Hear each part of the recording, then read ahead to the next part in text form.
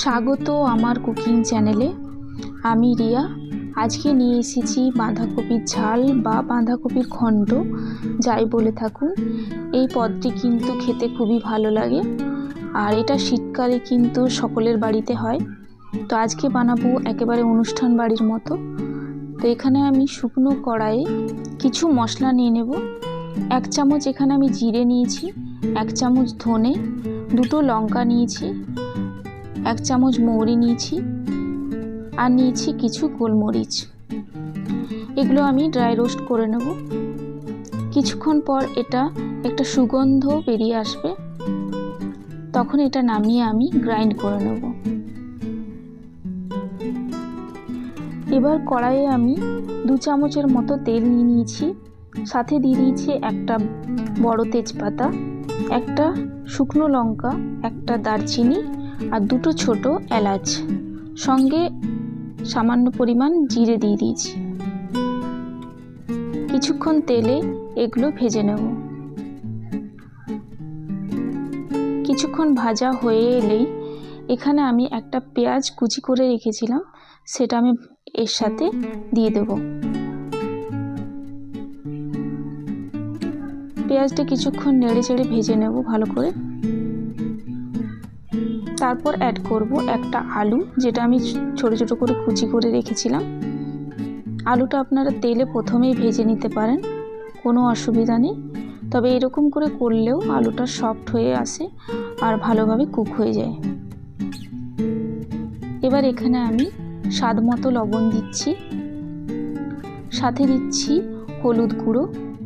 হলুদ গুঁড়ো আমি 1/2 চামচের মতো দিচ্ছি। আবারও এটাকে আমি ভালো করে নেড়ে চেড়ে মিশিয়ে নেব। এখানে আমি ফ্লেমটা মিডিয়াম রেখেছি। এবার এটাকে আমি ঢাকা দিয়ে রেখে দেব 5 মিনিটের মতো। 5 মিনিট পর দেখবেন আলুটা প্রায় 60% কুক হয়ে এসেছে।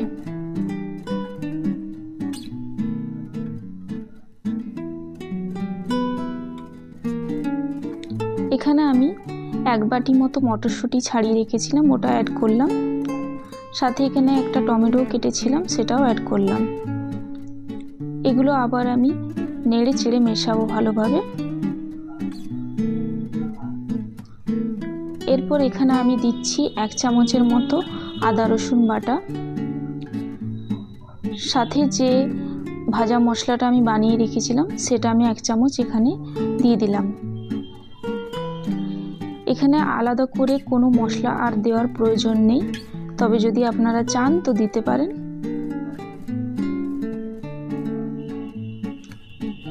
এগুলো সব আমি ভালো করে নেড়ে চেড়ে একটু ভেজে নেব। কিছুক্ষণ ভাজার পর এখানে আমি বাঁধাকপিটা অ্যাড করব। পুরোটা আমি এখন দিচ্ছি না কড়াইয়ে, হাফ পরিমাণ এখন দিচ্ছি। তারপর এটা হালকা হাতে আমি সমস্ত কিছু মিশিয়ে নেব, যাতে নিচের মশলাগুলো উপরে চলে আসে। হালকা হাতে মেশাতে হবে, নইলে সব কিছু বাইরে পড়ে যাচ্ছে। তো আমি এখানে ভালো করে মিশিয়ে নিচ্ছি।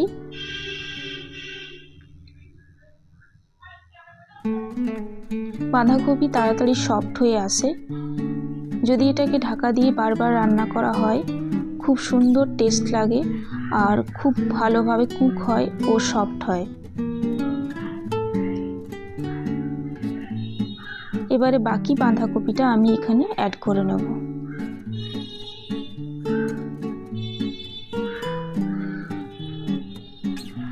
আমার এই রান্না যদি আপনাদের ভালো লেগে থাকে, একবার হলেও এই বাঁধাকপির রেসিপিটা আপনারা বাড়িতে ট্রাই করে দেখবেন।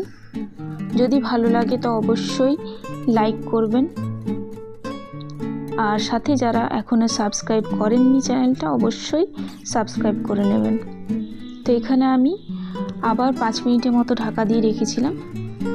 এবারে দেখুন অনেকটাই বাঁধাকপি নরম হয়ে এসেছে আর কড়াই থেকে অনেকটাই কমে এসেছে।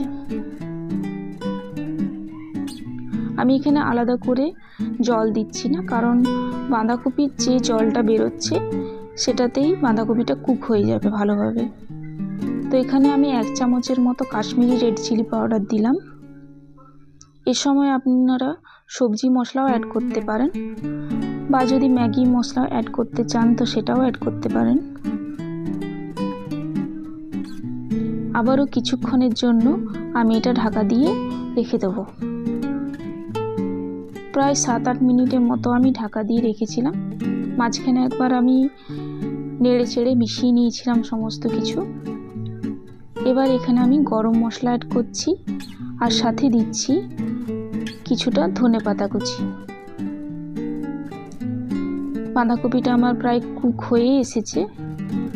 এবার এটাকে আমি নামিয়ে নেব।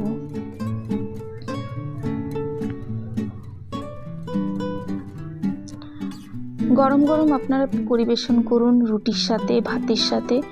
এটা খেতে কিন্তু খুবই দুর্দান্ত হয়। তাই একবার হলেও এই রান্নাটি আপনারা বাড়িতে ট্রাই করবেন আর জানাবেন কেমন হয়েছে। তো আবার একটা নতুন রেসিপির সাথে আমি আবার আসব। তো আজকে এখানেই শেষ করলাম।